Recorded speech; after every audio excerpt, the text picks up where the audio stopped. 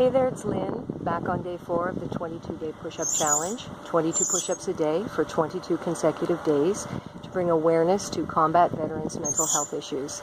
Today I just want to say a couple things about combat veterans and PTSD.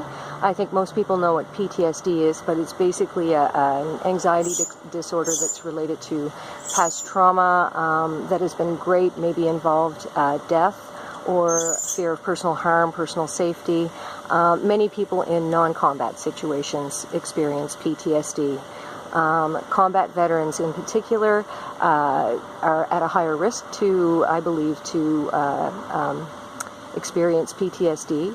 And their PTSD is often confounded by things like what they did in the war they were involved in, the politics around that particular war, where that war was fought, and actually who their enemy was, who they were fighting.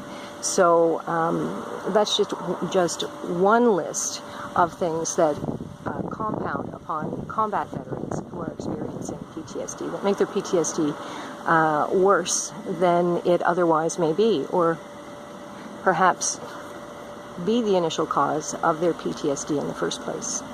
There are a lot of personal stories online, and I've posted a couple. I've posted a link to U.S. Marine personal account of his war experiences and the PTSD he experienced when he returned home and how that manifested itself.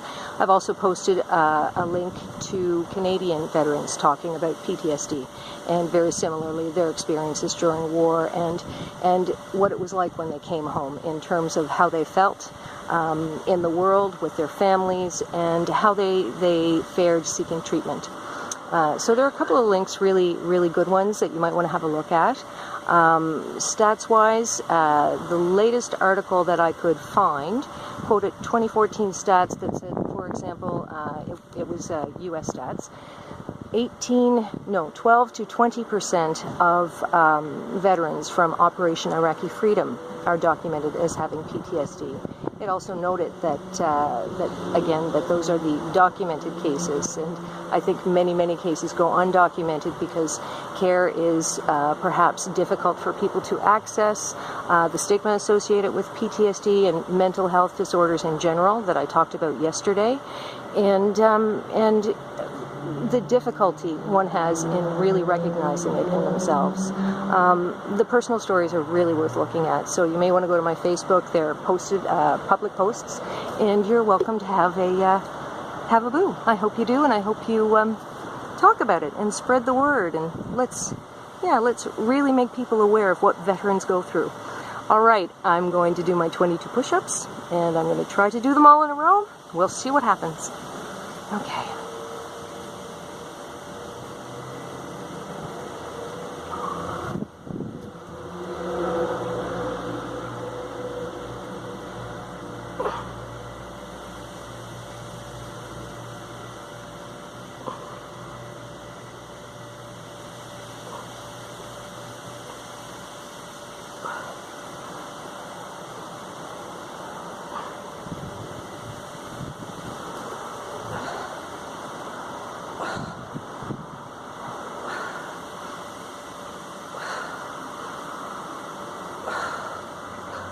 Oh, I think that was 22.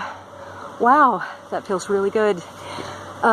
Anyway, thanks so much for listening, everyone, and thank you even more so for talking about this and bringing awareness to people about the issues that our combat veterans face.